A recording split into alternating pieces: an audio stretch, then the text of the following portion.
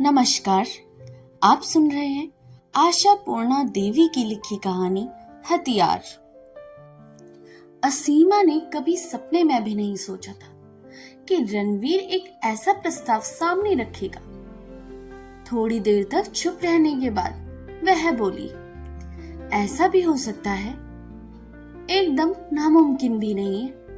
रणवीर के स्वर में व्यंग के साथ तीखनपन भी घुला था। क्यों? इससे क्या गर्दन कट जाएगी? बात गर्दन कट जाने की नहीं हो रही है, लेकिन असीमा ने आगे जोड़ा, पिछले कई महीनों से भेंट मुलाकात नहीं हुई है। अचानक इतने दिनों के बाद वहां जाकर ऐसा एक प्रस्ताव।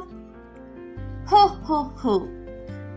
रणवीर के स्वर में अब भी वही कड़वाहट घुली हुई थी। उसने कहा, अब ऐसा कौन है भला जो पति और बेटे को लेकर घर गृहस्थी भी करे और प्रथम प्रेम के द्वार पर रोज हाजिरी भी लगाए। बोलो, बस करो, ऐसी बेहुदी बातें ना करो तो अच्छा। वाह, पहले तुम्हें एक भले आदमी की तरह ही बातें कर रहा था, तुमने ही सारा कुछ तोड़ मरोड़ दिया और मेरा मूड खराब कर दिया। इसमें मुश्किल क्या है भला? कम उम्र में खेला जाने वाला नैन मटाल का लोग आसानी से नहीं भूलते, यह तो तुम मानती हो ना। खुशाला साहब भी अपने शुरू के दिनों में तुम्हें प्यार भरी नजरों से देखा करते थे। अब अगर आज तुम उनसे कोई अनुरोध करो तो वे उसे पूरा कर खुश ही होंगे।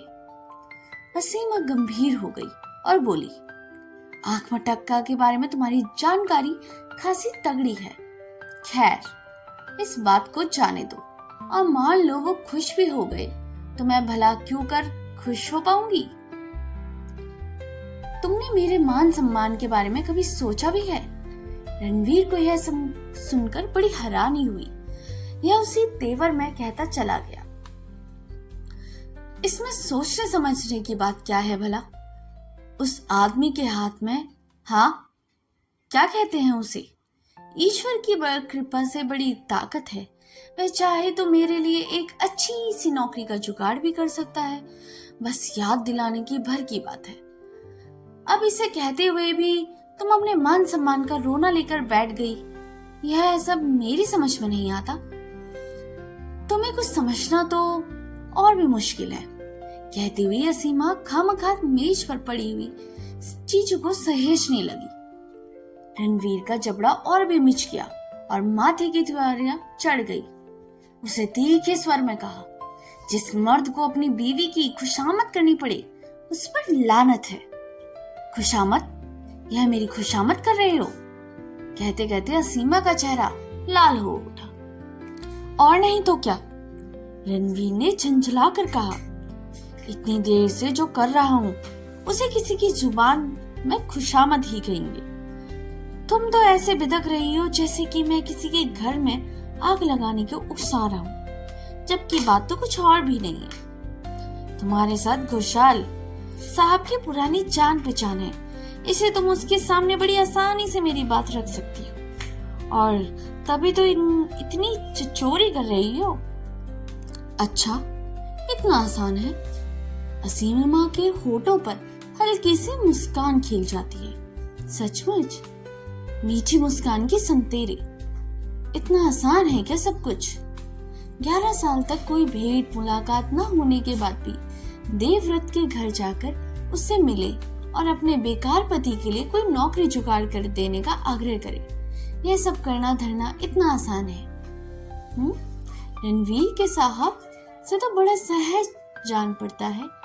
देवव्रत इतने दिनों तक असीमा का सहपाठी रहा और उसके तहत असीमा की गाड़ी चलती भी रही थी है। इसे रणवीर जानता है। उसका वही पुराना सहपाठी अब अपनी काबिलियत के बलबूते पर भाग्य लक्ष्मी को अपनी मिट्टी में कैद किए हुए है। उसकी सूचना भी रणवीर खुद ले आया है असीमा को सुनाने।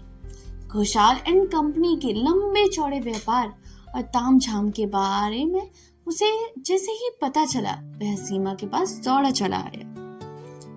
असीमा ने इस बारे में कोई जिज्ञासा नहीं दिखाई, बल्कि उनसे नाराजगी दिखाते हुए कहा, उसके ताम झाम से मुझे क्या लेना देना, जैसा है उसका है, मेरे ठंगे से।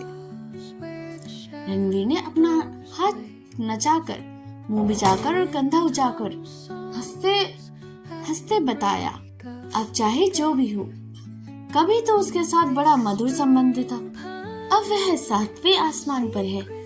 यह जानकर तो तुम्हें खुशी होगी, इसलिए बता रहा हूँ। लेकिन वह जो बता रहा है वह कोई और बात तो है, और उससे जुड़ा जो संकट है वह तो और भी भारी है। देवव्रत एक बड़ी कंपनी का भागीदार है। अगर वह चाहे तो चुटकी बजाते किसी को भी नौकरी दे सकता है। इसलिए उसके पास जाकर गिड़गिड़ाओ कि मेरे पति को अपने अधीन बहाल कर लो।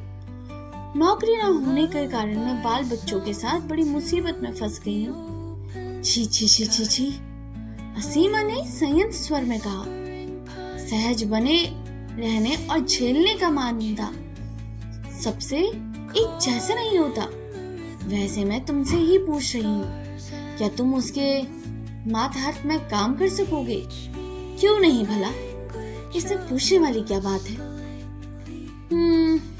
रणवीर ने अपना मुंह उल्लू की तरफ फैला दिया और बोला, भीख मंगे की भी कोई इज्जत होती है? काम नहीं करूंगा तो तुम ऐसा क्यों कर रही हो? अब मैं उसके साथ कोई हाथापाई या मुठभेड़ के लिए तो नहीं जा रहा हूँ। वह तो मुझे जानता भी नहीं है, तभी तो मैं तुम्हें यह पट्टी पढ़ा रहा हूँ कि तुम उसके पास कुछ इस तरह जाना जैसे कि चोरी चोरी मिलने आई हो। वह जैसे कि नियम है बड़ी औपचारिकता के साथ वहां नौकरी के लिए आवेदन करूंगा। तुम उसे मेरा नाम पता बताकर मेरे मामले में थोड़ा ध्यान देने का अनुरोध कर आओगी। बस बातों बातों में बात बन गई। उसके बाद कौन किसको डालने जाता है घास, वह ठहरा खुद कंपनी के मालिकों में एक। उसके सामने छोटे मोटे कारिंदों की क्या बिसात। असीमा ने गंभीर स्वर में पूछा, और अगर वह मुझे पहचान न पाया तो? बड़े लोगों को अपने गरीब दोस्तों को भूल जाना ही ज्यादा सुविधाजनक और स्वाभाविक होता है। मान लो वह मुझे पहचान ना पाए और पहचानने से मुकर जाए तो? तुम तो खामखा बात का पतंगड़ बना रही हो। रणवीर ने मुस्कुराते हुए आगे जोड़ा, तुम अच्छी तरह जानती हो कि वह तुम्हें पहचान लेगा। मैं भी उसे खूब जानता हूँ। जिससे तुम्हें एक बार देख लिया वह जिंदगी भर भूल नहीं सकता। असीमा का चेहरा एक बार फिर लाल हो गया, लेकिन उसमें कोई उतावलापन नहीं था। उससे बड़ी शांति से कहा, मान लो उसे पहचान भी लिया, लेकिन इस बात की क्या गारंटी है कि वह मेरा अनुरोध स्वीकार कर लेगा? ऐसा ना हुआ तो मेरी इज्जत तो मिल गई माटी में। अनुरोध रखेगा कि नहीं, इस बात की कोई गारंटी नहीं है। रणवीर ने कुटिल हंसी के साथ कहा, इसकी गारंटी है जरूर। 100% मुझे मालूम है। असीमा का चेहरा तमतमा उठा। ऐसा लग रहा है कि अब अपनी जुबान पर काबू मैं नहीं रख पा रही हूँ। तभी बोली, अगर तुम्हें मालूम है तो मुझे किस साहस के बूते पर वहां भेज रही हो? अजीब परेशानी है, तुम मजाक तक नहीं समझती। रणवीर एक बार फिर ठाक कर हंस पड़ा और फिर बोला, क्या तुम समझ नहीं पाती? तुम ही हो मेरा साहस, मेरी शक्ति। मजाक की बात छोड़ो। खुशहाल साहब पुरानी दोस्ती के नाते कभी ना नहीं कर पाएंगे, यह निश्चित है। अगर मैं भी उनकी जगह होता तो कभी ना नहीं कर पाता। तो फिर ठीक है, मर्द ही मर्दों की बात समझ सकते हैं, लेकिन मैं यह सब नहीं कर पाऊंगी। नहीं कर पाओगी? इतनी देर बाद 2 टूक जवाब दे रही हो, वो भी मैं नहीं कर पाऊंगी। जवाब ना दूं तो क्या करूं? जो कर सकती हूँ। हाँ, तुम भला क्यों करोगी? रणवीर ने उत्तेजित होते हुए कहा, तुम्हारी इज्जत मिट्टी में मिल जाएगी, तुम्हारा मान सम्मान भला ढह जाएगा। मैं पूछता हूँ, मान सम्मान जैसी कोई चीज रह गई है हमारे पास? तुमने हमारे चारों तरफ गौर से देखा भी है, गृह गृहस्थी के बारे में सोचा है, तो न बच्चों की ओर तुम्हारा ध्यान जाता भी है। पुराने तौर तरीके वाले घर संसार में घर का अकेला कमाने धमाने वाला ही अगर पिछले 17 महीनों से चुपचाप बैठा रहे और जिसे यह संसार चलाना पड़ता है, उसे यह सब जानने समझने के लिए बाहर देखने की जरूरत कभी नहीं पड़ती। भला तो भी नहीं। असीमा ने अपनी सुनी आंखों से एक बार सब कुछ निहारा और उसकी सूनी नजरें पति की आकर टिक गई। उसने कहा, क्या मैं यह सब नहीं जानती? इसका कोई लक्षण तो मैं नहीं दिखता। तुम तो अपना झूठा मान सम्मान लेकर ही पड़ी हो। अपने बच्चों के बारे में, उनके सुख संतोष के बारे में कभी सोचा भी है? पता है, पिछले कई दिनों से घर में दूध तक नहीं आया है। कितने दिनों से रुको भी। रणवीर यह सोच रहा था कि नारी का हृदय इन बातों को सुनकर पसीज उठता है, लेकिन असीमा के मुंह से रुको भी सुनकर उसका रहा सहा विश्वास भी डिग गया। लगता है अब कोई दूसरा उपाय ढूंढ निकालना होगा। इस बीच उसके चेहरे पर कई तरह के भाव आते जाते हैं। अपने चेहरे को विकृत और कठोर बनाते हुए उसने अपनी बात को आगे बढ़ाया। अच्छा, तो अब तुम्हारी डांट भी खानी पड़ेगी। ठीक ही तो है, बेकार आदमी का कैसा मान सम्मान। अच्छा, तो अब भीख मांग कर ही गुजारा करूंगा। पति फुटपाथ पर खड़ा होकर भीख मांगेगा और बच्चे भूख से बिल बिलाकर चूहे की तरह मरते चले जाएंगे। पट पट पट। लेकिन इन सारी बातों से हमारी महारानी का क्या बिगड़ जाएगा? उनकी शान को कोई बिट्टा ना लगे। लगता है इस बार रणवीर ने जबरदस्त जाल बिछाया है। अब की बार असीमा का बहाना करेगी। रणवीर दबी छपी नजरों से असीमा की ओर देख रहा था। वह जानता था कि उसकी चाल उस पर प्रतिक्रिया हुई है, लेकिन वह ठीक से समझ ना पाया। असीमा के चेहरे पर गुस्सा, अपमान, दुख या अभिमान का कोई भाव न था। हाँ, चेहरे पर एक तरह की कठोरता अवश्य आ गई थी, जैसा कि पत्थर की मूर्ति हो। वहां कोई भंगिमा नहीं थी, लाज लजीमा नहीं थी, किसी तरह की फीकी या उदास तरलता भी नहीं थी। बस एक तरह का बेजान कठोरता भर थी। ठीक है, चले जाऊंगी। और इतना कहकर असीमा कमरे से बाहर निकल गई। रणवीर अब थोड़ा बहुत निश्चिंत रह सकता था। असीमा ने अब जब एक बार कह दिया तो वह अपने वादे से कभी पीछे नहीं हटेगी।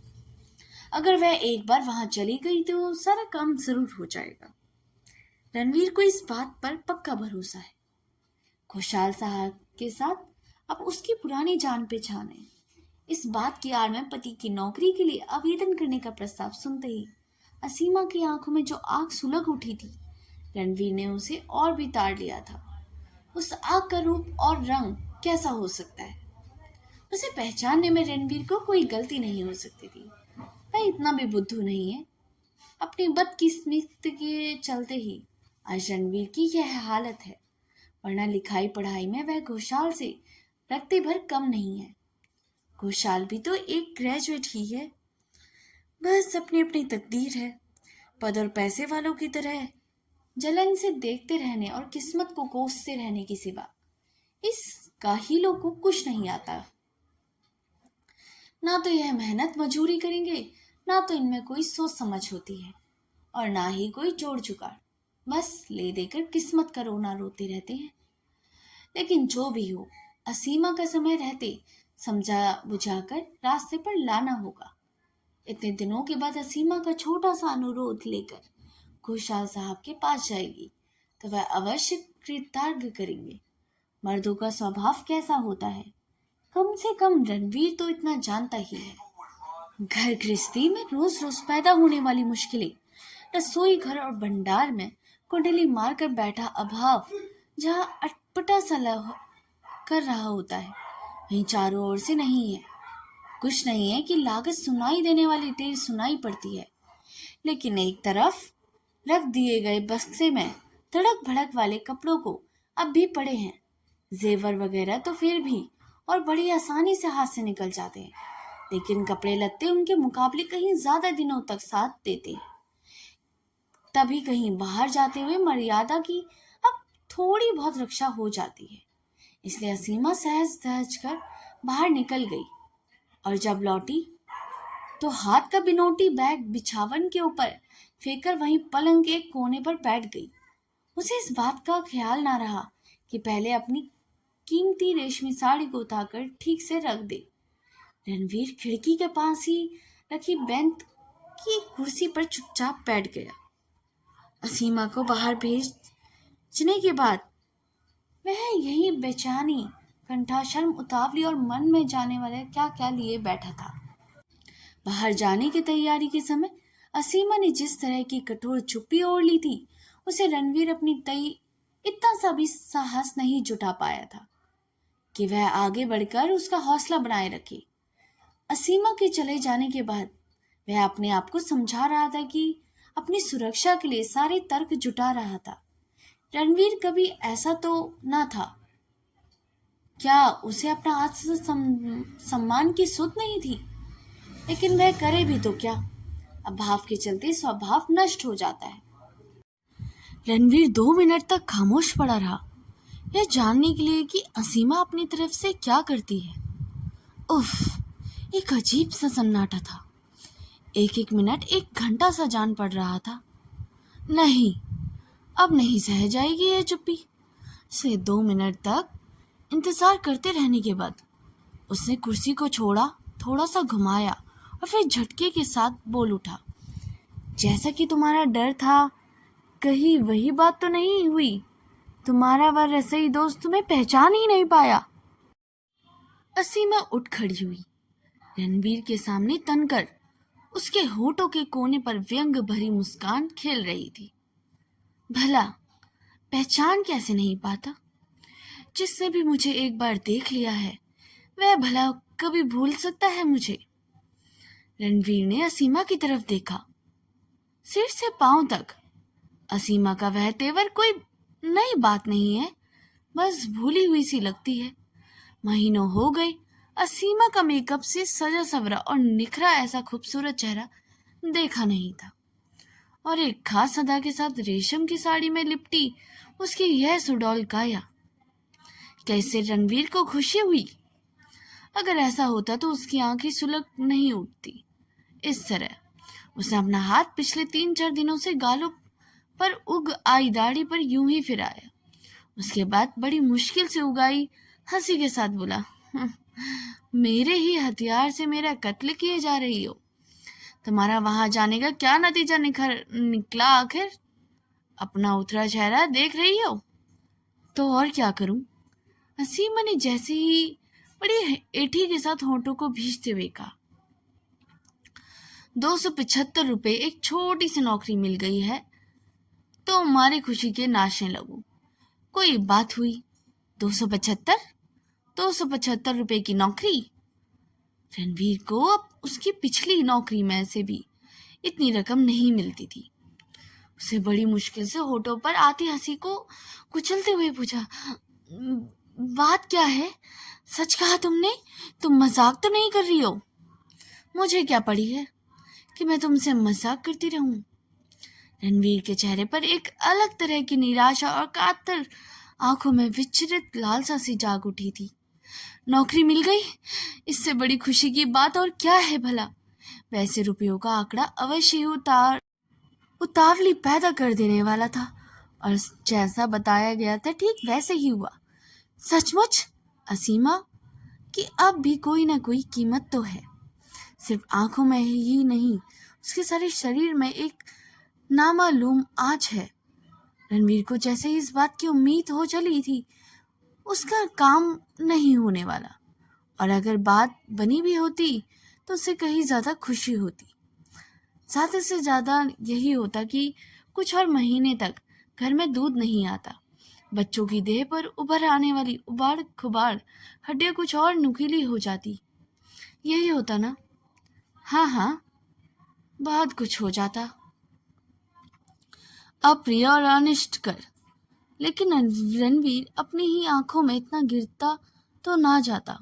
असीमा को जबरदस्ती बाहर भेजे देने से पीछे ताकत कम कर रही थी। मैं किसी नौकरी पाने की आशा से नहीं, बल्कि नौकरी पाने और ना करने की इच्छा से थी।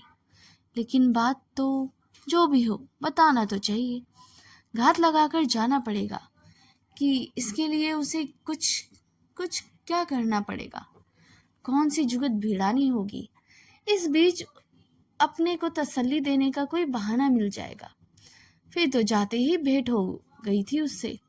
मिलता नहीं तो मैं उससे जल्दी लौट कैसे आती। मैंने तो सोचा था कि ठहरा पुराना दोस्त तुम्हें जल्दी छोड़ेगा नहीं, रोके रखेगा। रणवीर के धीरे धीरे स्याह होते मुंह की ओर आंखें फड़ाकर देखते हुए असीमा ने अपनी खनकती आवाज से कहा, तुम्हारा सोचना कुछ गलत नहीं था। खाली और बीमार दिमाग शैतान का कारखाना होता है, इस बात को बच्चे भी जानते हैं। रणवीर अचानक कुर्सी से उठ खड़ा हुआ और उसे धमकाते हुए बोला, बातों बातों में ही मत बहलाओ, क्या हुआ ठीक से बताओ। लेकिन असीमा ने तो धमकी से तनिक भी विचलित ना हुई और ना ही उसके पांव कपे। उसे बड़ी स्थिरता के साथ आहिस्ता आहिस्ता बताना शुरू किया, बड़े आराम से। इससे बताने में ऐसा था भी क्या। वहां गई, सब कुछ बताया और बात बन गई। नियुक्ति पत्र मिला और कृतार्थ हो गई। कल से ही जाना पड़ेगा। इतनी जल्दी नियुक्ति पत्र भी मिल गया? कल से ही जाना पड़ेगा। मानो इतनी देर तक वह किसी तपती और पिघलती राह से गुजरता हुआ उसके पीछे छोड़ आया था। काम क्या है इस बारे में तो कुछ नहीं जान पाया। यह भी सोच पाया कि काम मेरे लायक है भी या नहीं। एक बारी नियुक्ति पत्र मिल जाए, अगर मैं कल ना जाऊं तो। असीमा की हंसी अचानक उसके कानों में पड़ी और यह कोई साधारण हंसी नहीं थी। ऐसी हंसी शायद इस घर में कभी नहीं गूंजी थी। यह हंसी दीवार से टकराकर छत तक फैल गई, किसी झरने की कलकल की तरह, किसी घंटी की ध्वनि की तरह। भला तुम्हारे जाने की क्या जरूरत है, मैं अकेली ही चली जाया करूंगा। दफ्तर तो पास ही है, धर्मतल्ला में ही है, वहां तक जाने में कोई रास्ता नहीं भूल पाऊंगी। अच्छा तो नौकरी तुम्हें मिली है, मुझे नहीं। रणवीर जैसा चीखना चाहता था पर थम गया। और क्या, मुझे यह अच्छी तरह मालूम था कि तुम इसके लिए मरते दम तक राजी नहीं होंगे, है ना। और तभी मैंने तुम्हारा नाम लिए बगैर अपने बारे में ही बातें की थी। मैंने कहा कि दूसरों के पैसे पर रोटियां तोड़ते तोड़ते उकता सी गई हूँ, छोटी मोटी नौकरी मिल जाए तो करना चाहूंगी। उसने कहा, क्यों नहीं, भले अभी ले लो और मुझ पर कृपा करो। सुनने वालों के मुंह पर और भी स्याही फिर गई थी। जान पड़ा कि वह जलकर काली हो गई है। असीमा ने ऐसा करने में अपनी तरफ से कुछ उठा ना रखा। जो स्त्री अपने छोटे से एकांत और शांत घर संसार में आग लगाने पर मजबूर हो गई थी, उसे अब एक पराये घर में आग लगाते हुए भला क्यों हिचक होती। ऐसी भावुकता से उसने अपने आप को मुक्त कर लिया था। तो दोस्तों, यह स्टोरी यहीं पर समाप्त होती है। हथियार एक ऐसी कहानी है जो महिला के संघर्षों और उसके आत्मसम्मान की लड़ाई का वर्णन किया गया है। कहानी एक ऐसी महिला की कहानी है जो अपने जीवन में कई कठिनाइयों का सामना करती है। उसे समाज और परिवार की अपेक्षाओं पर खरा उतरने के लिए मजबूर किया जाता है। वह चुपचाप सब कुछ सहती है, लेकिन अंत में वह अपने आत्मसम्मान की रक्षा के लिए आवाज उठाती है। कहानी में हथियार शब्द का उपयोग प्रतीकात्मक रूप से किया भी गया है, जो महिला के धैर्य, सहनशीलता और उसके अंततः उसके विरुद्ध विद्रोह को दर्शाता है। यह कहानी न केवल एक महिला के संघर्ष को दर्शाती है, बल्कि यह भी उजागर करती है कि कैसे सामाजिक मानदंड और अपेक्षाएं महिलाओं को दबाती हैं। कहानी में महिला का हथियार उसकी सहनशीलता, धैर्य और उसका विद्रोह है। यह कहानी महिलाओं को अपनी आवाज उठाने के लिए और अपने अधिकारों के लड़ने के लिए प्रेरित भी करती है। कि एक महिला अपने सामाजिक दबावों और रूढ़िवादी मान्यताओं के खिलाफ किस प्रकार से आवाज उठाएगी। यह कहानी महिला सशक्तिकरण और सामाजिक परिवर्तन की दिशा में एक महत्वपूर्ण संदेश भी लाती है। अगर आपको ये वीडियो अच्छी लगी हो तो इसे लाइक, सब्सक्राइब और शेयर करना ना भूलिएगा। मिलते हैं अगली कहानी में। तब तक के लिए धन्यवाद।